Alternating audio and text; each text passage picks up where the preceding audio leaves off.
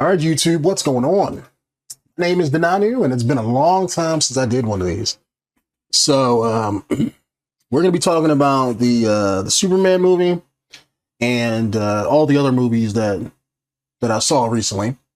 And I'm going to try to pick things back, pick things up where I left off, and keep these movie reviews going and other stuff like that too. So anyway, Superman.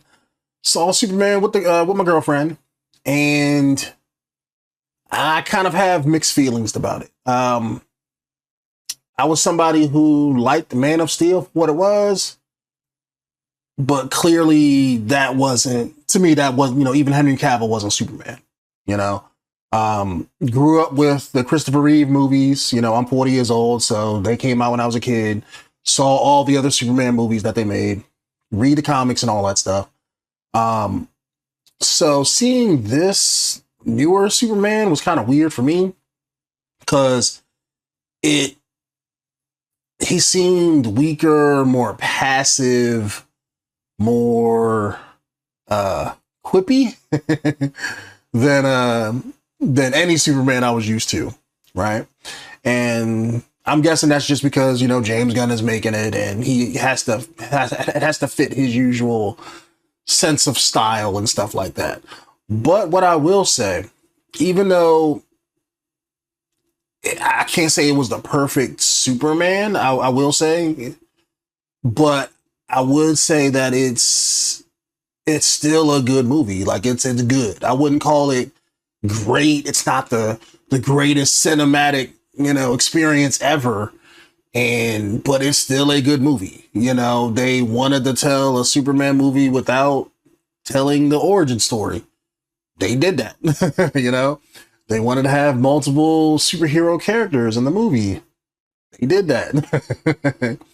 And they wanted to introduce the audience to this new world that they're building with more comic booky elements and stuff like that than the DCEU did. They did that.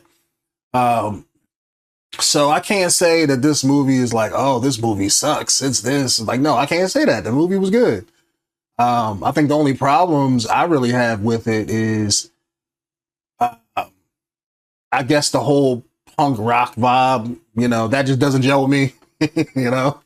I didn't grow up with a lot of that. So I guess if you did grow up without, a lot of that, maybe you might think this is perfect. But, from what I can remember of Superman in almost all the other iterations, they never really jump into like Superman's musical taste and stuff like that. Usually when it comes to his character, it talks about his morality, his upbringing, right versus wrong, that kind of sort of thing. They usually don't jump into like, hey, what kind of music does Superman like to listen to? Or, how personal does he get? So that's a different side that we usually don't see. So I will say that was good. In this, Clark Kent had a scene with Lois Lane where they were going in a debate, and my girlfriend loved the hell out of that scene because me and her, that's how me and her argue. So, so she was like, oh, this is like when you argue with me. So she loved that scene. And even I can see it like if a man argues with his wife or girlfriend at some point, it's like, I think everybody, if you've ever had that experience ever, you can watch that scene and have beat for beat. So an argument you had in your personal relationship. So I thought that was done real good. Outside of that, you didn't really see Lois in the plot all that much. She was there, but doesn't really be a thing. The weird couple things that I guess I have grievances to is, I guess the engineer character, I'm guessing, because I think they were trying to do an Authority movie, so they're probably introducing her to maybe spin off into that, which is fine. I don't have no qualms with that, but her character's just kind of there just to be a threat against Superman when you already have different threats against Superman. So it's kind of weird you having multiple threats and stuff for a weaker Superman, let alone like one that's like super strong, like the typical Superman we're used to. You also have, I don't want to call him Bizarro, but he should be Bizarro, but they call him Ultraman in this, even though that's not Ultraman. It's like they don't want to just say Bizarro, right? But he's a clone of Superman. So he's straight up Bizarro, not Ultraman. So I don't understand why they did that. Because given how the movie ends, and I know the movie's been out for a while, so this is going to have spoilers, but in the end, Superman knocks him into a black hole. So is he going to come back as Bizarro?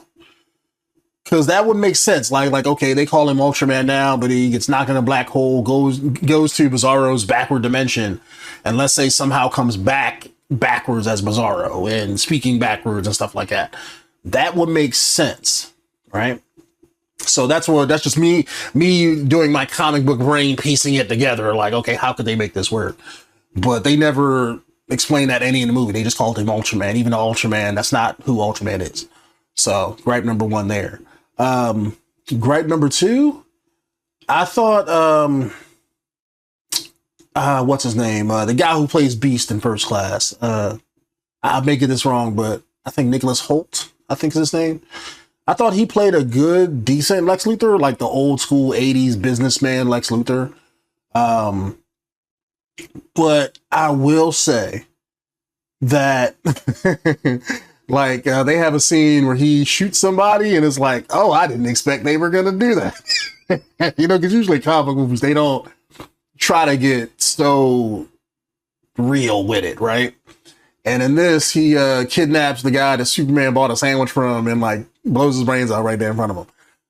It's like usually in moments like that, they'll pause or they'll change things up or there'll be something will happen where like they won't do it. And then they actually made a joke of it. He was like, oh, I didn't think it was going to be, go off that quickly. So it kind of surprised me when that happened. So I thought that was good. They made Lex Luthor very menacing, very petty, vengeful, all that stuff. So I like that. The only thing I didn't like is usually in a lot of the modern Superman stuff, let's say after the 80s, they always make Lex Luthor get in the suit and fight Superman, right? So in this movie, they had Ultraman in a Lex Luthor-esque suit fighting Superman, right?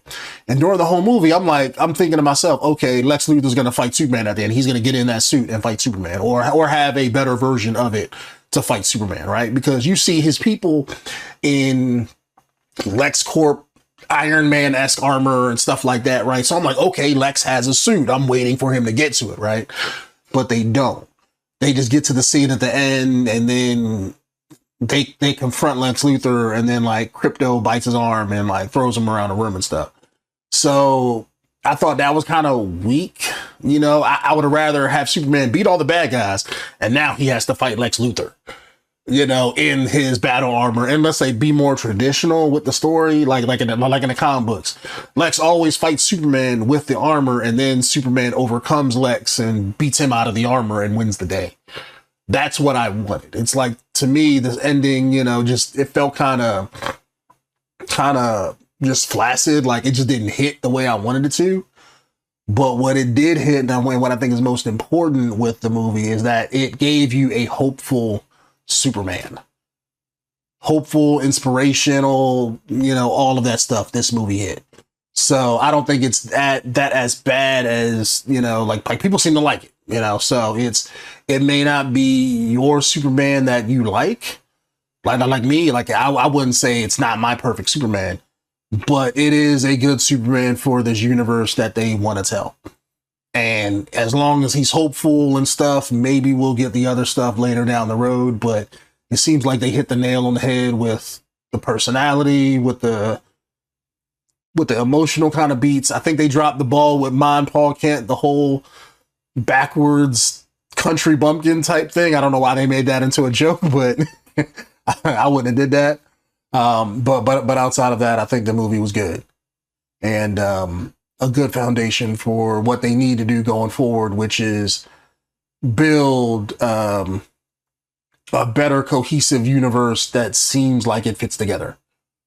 Because right now, that's what we're missing in the comic book movie landscape. Marvel's not doing it no more. DC been messing it up until now. So this is their perfect time where they can come in and really make a name for the new DC universe and actually have people jump on board. You know, all the people that's mad at Marvel now, like including myself, where it's like Marvel dropped the ball. You know, they don't know how to make nothing good no more. So now they can, you know, jump to DC if they're putting out good products. It's like the shoe is going on the other foot.